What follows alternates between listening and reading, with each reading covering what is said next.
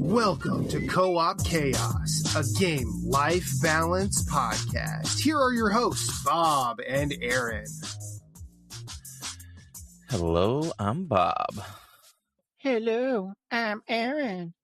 Welcome to another spooky episode of Co-op Chaos. If you haven't listened to us before, Co-op Chaos is a podcast about being a gamer, a busy adult, and trying to bring those things together while maintaining our super long friendships across this chaotic journey of life. Each episode, we'll share a piece of our lives with you, play through a game that is co-op, a new game, and hopefully under $10, and then we're going to share our thoughts on it. We'll also talk about other games and media that continue to breathe life into us. Yeah, that's what we do. That's our thing. If you didn't know, if you haven't listened, we do stuff. This particular episode, we will be doing Lort. Yes. So let's go.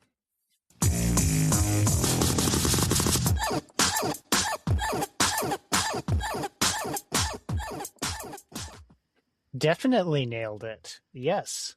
Yeah, we nailed that for sure. Most definitely. Friends list. All right. Did you already start a thingamajigger? A lobby? Game? No. A I didn't lobby? create one. A room? A doodle. A doodle dingle dingy hopper? How did we do that in this game? I think we go to play, you do a run. I don't have any runs that I started, so if you have an existing one that you want to do, we can. I apparently do not. I will, let's see, I'll create one, private, Hillbilly Countryside Camp. And let me, oh, that is a long lobby code. I'm going to copy my lobby code and paste it into Discord so you can copy it for yourself. So then I go to join. Oh, I can copy this lobby code. I see. Yeah. Paste. Join. It just gave me little like dial-up noises. Oh, that's funny. Oh, new character. Complete challenges to unlock. Okay. Okay, let's see. Hang on a second. Oh, I think you gotta pick the dingle hopper.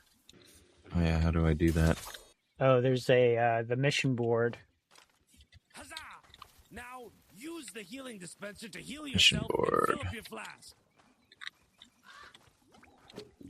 Where do I fill up my flask? Oh, over here. Oh, with this water cooler with a fish in it? Great! Yeah. Now it's grocery time. Go to the board and select an ingredient quest. We'll need them to complete the stew. Okay, goblin appetizer. All set. Jump in the van and Lawrence Fishbird will take you to your first stop. Lawrence Fishburne. Fishburne. Lawrence Fishbird. Hilarious. Okay. So, what have you been up to? What's new with you? Nothing much. Been playing a lot of Helldivers lately. Yeah. We just failed the MO on Cyberstan, so that's sad. Right. I think it was kind of expected. I mean, was it? I don't know. I guess it probably was. I mean, I saw some stuff where people were like, yeah, it's for sure not going to happen. Like the amount of Given the numbers. stuff that we have to do, yeah, it was just numbers-wise, there wasn't a chance. Even if we somehow had like 5 times the amount of people like join and start playing all of a sudden. What about you? What have you been up to? Nothing crazy, nothing super exciting, just living the dream. I am going to be doing more dance practice with my third oldest today for the little dance that I'm doing with her in her recital. Oh. We've been practicing the first half of it since we have that, and we are learning the second half today. Nice. Trying to alt-tab over here and get to my things where I might have questions and things. I have nothing prepared. I am professional. You know what? That's fine. We're just winging it. Yeah. How we live. Yeah, this episode's going to be a little haphazard. Yeah. That's for okay. reasons. for fun reasons of not so fun. Requires at least one dead player. No, wait.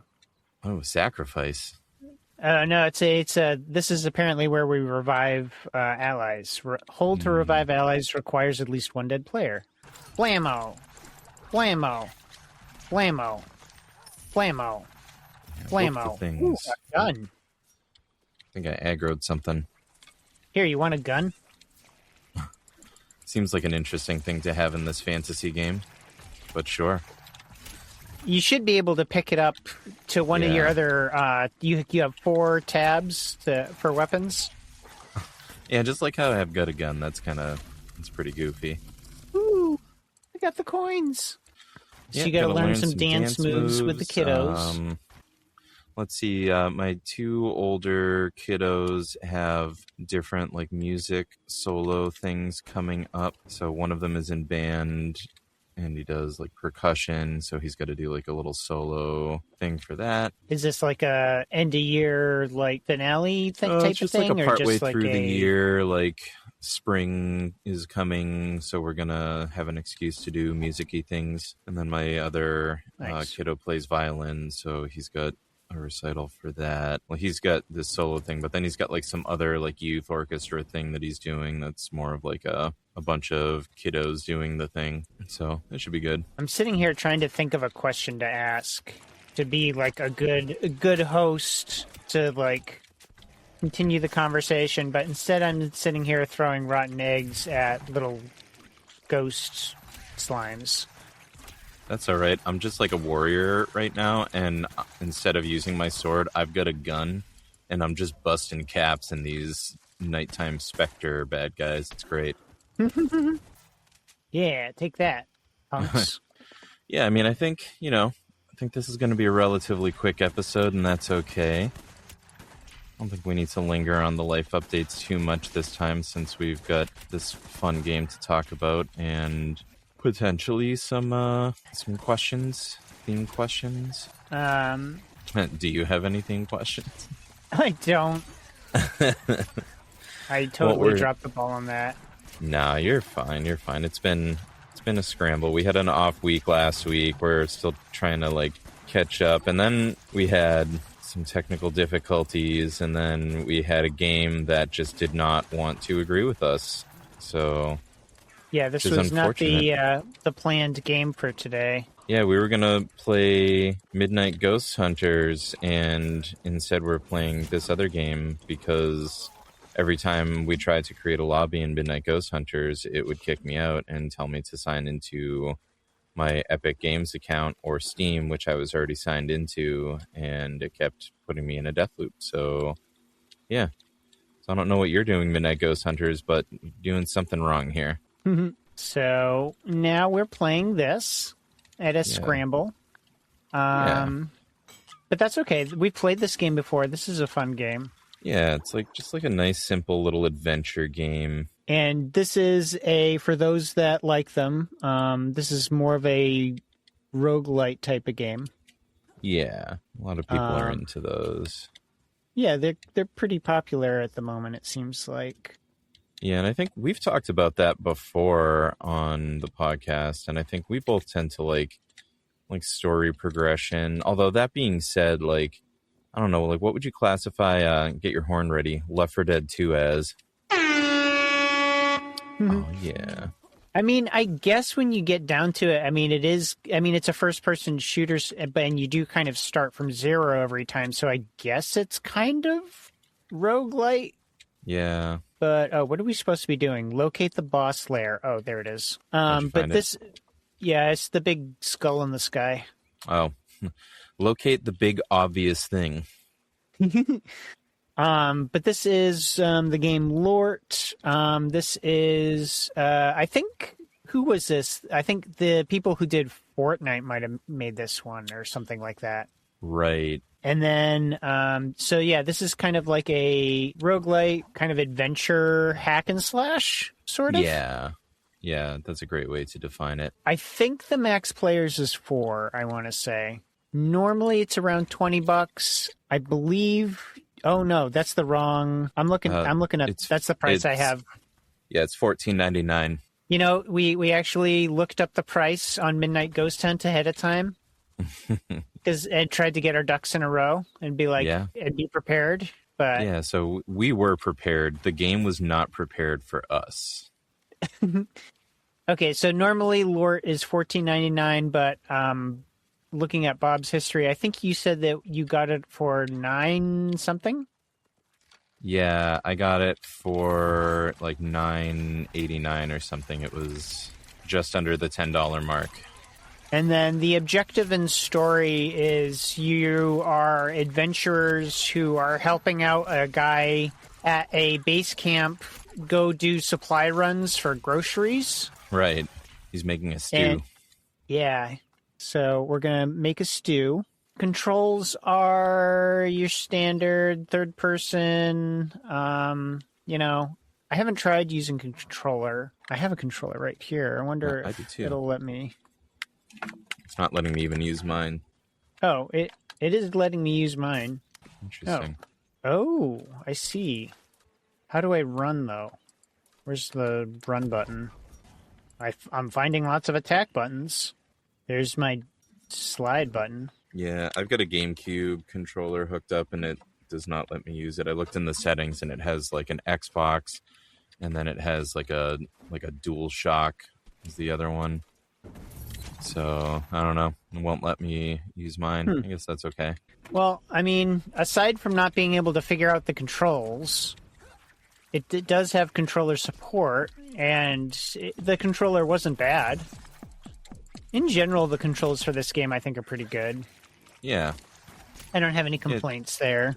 They're easy to pick up. Would you call this, the art style it kind of looks cell? Is it cell shaded? It looks like it. Or is it just kind of very, the color's just very kind of poppy?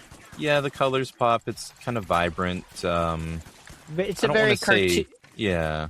It's kind of like a if WoW was like more like urban or like modern urban, like was like my character looks like he's kind of wearing like sneakers or boots that look kind of sneaker like. Kind of very silly blend between like modern day and fantasy adventure. Right. Now I got a gun. Nice. Oh, and now I'm dead. Uh-oh. I mean, the things I've enjoyed about this game are for a roguelite, I really appreciate that it actually does have like progression. That's always my big thing. Right. Because you can get those prune juice boxes and level up your character sort of by giving them more like natural passive abilities. Yeah, I like that. It's nice when you can do even like slight upgrades and have it stay over time. Yeah, so like the weapons will change. Your weapons kind of start from 0 every time, but your character will have more goodies, more abilities. Will be a little beefier. Right.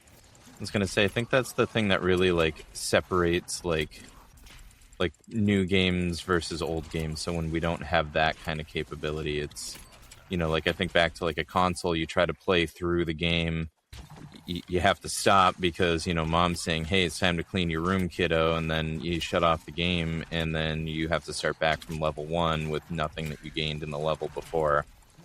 You've lost all that progress. Right, and you have to do it all over again.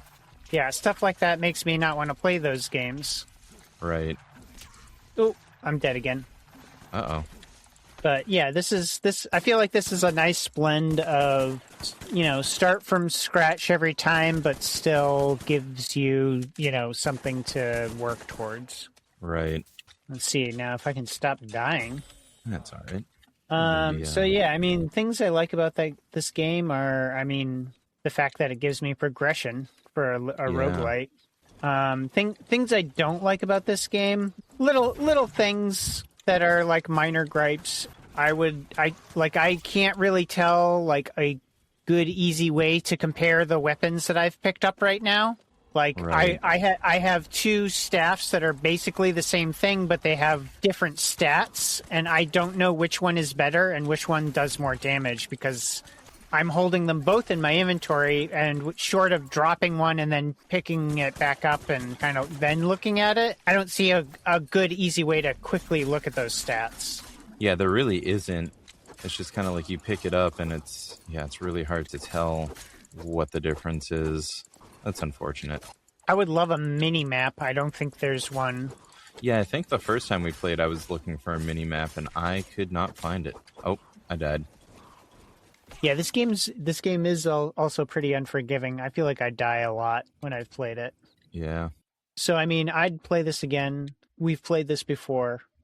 Yeah. There's a new character to unlock, which I'm excited to figure out and try. Right. And I would play this with the kids. I don't think I've seen any inappropriate content. Yeah, I don't think so. I think everything's pretty toned down. There's nothing crazy. I mean, it's just you're like these like different like fantastical like adventuring characters that run around and beat up, like monsters with weapons.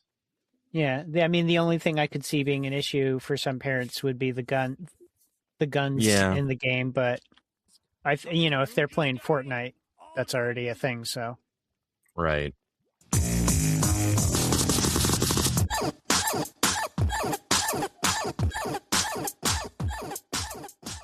Quick little interlude before anybody comes at us in the comments. We were incorrect to say that Star Wars Battlefront 2 is an Epic Games game. It is an EA Games game, but that does not change the narrative that you are about to hear from us, because third-party game distributors need to be better about making their content that they're selling through Steam connect and make it so players can actually use them without having a hard time trying to get into the game. I was thinking about it, and when we tried to play Battlefront 2, I think the issue is that a game that is on Epic Games? I think so, it is, yeah.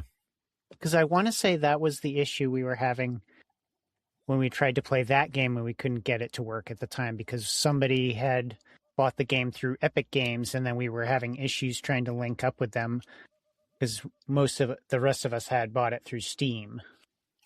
Right. And I mean, I bought that game through Steam, but it kept doing that like dumb thing of like log into your Epic Games account. And I feel like there's always issues with that.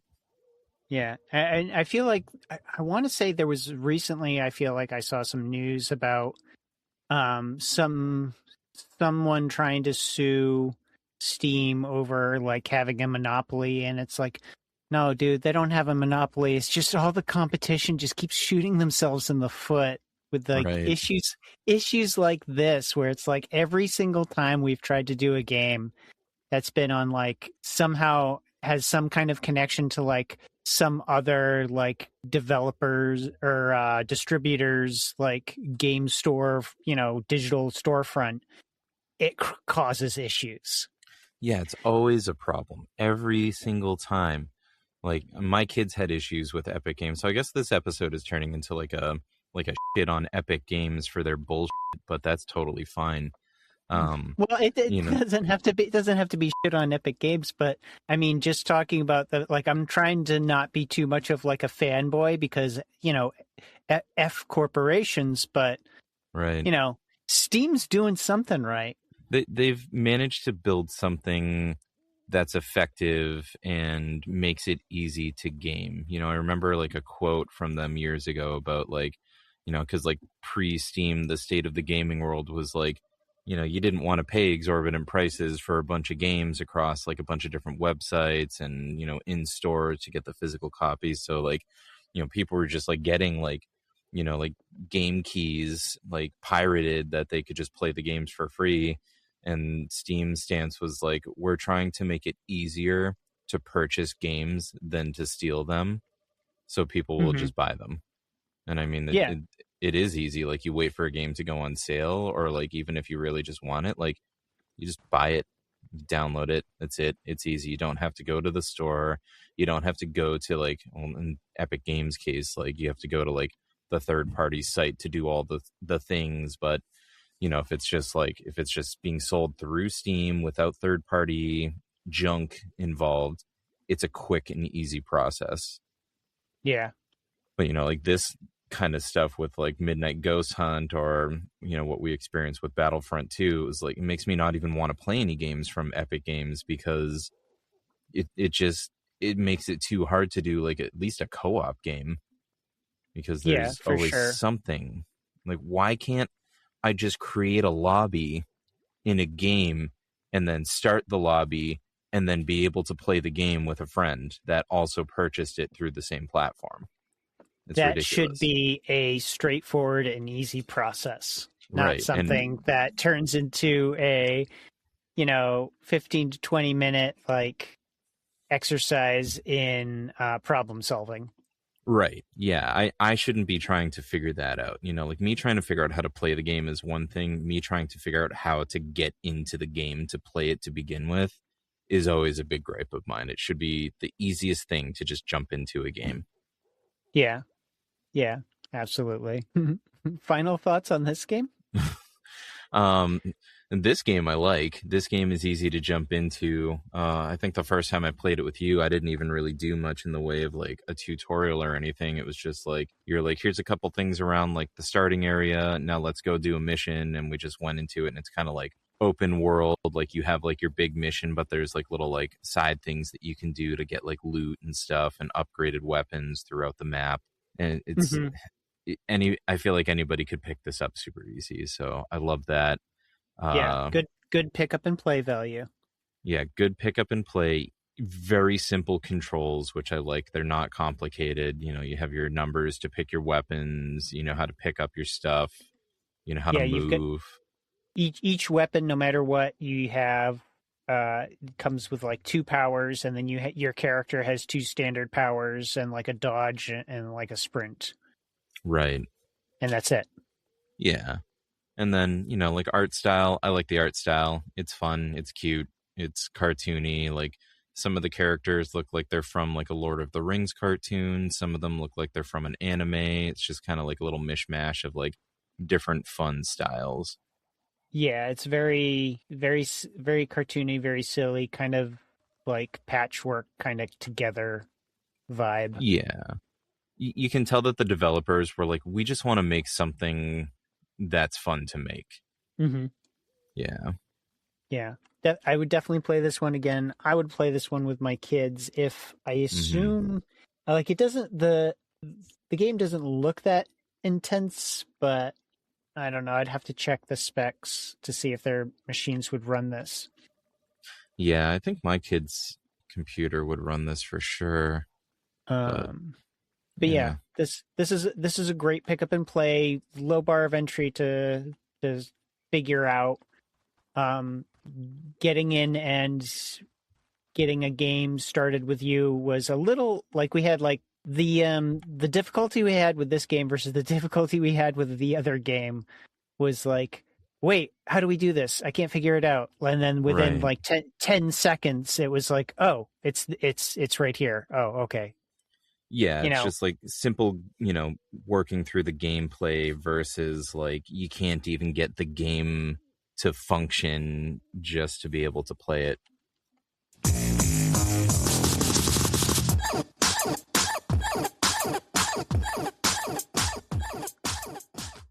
So I think we need to wrap it there. This was going to be a little bit of a shorter episode because we had technical issues with the other the other original plan. Right. So thank you to Matthew for our intro. Thank you to Afterlife Boy for our music. Follow our curator page on Steam, the good digital distributor. And we will try to catch you at the next one with hopefully a slightly longer episode. Yeah, thank you again for listening. No thank you to Epic Games for making our experience not fun today. Thank you to just everyone for continuing to listen. If you want to play a game with us, please reach out to us on Discord. You can find that in the show notes, or you can reach out at coopchaospodcast@gmail.com. Bye-bye. We love you. Bye.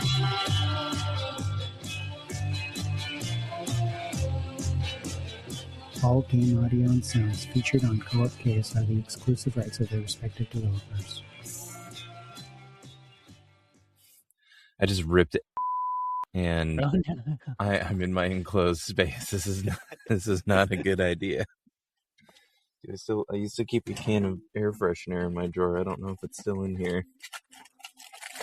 I don't think it is. Son of a... Nah.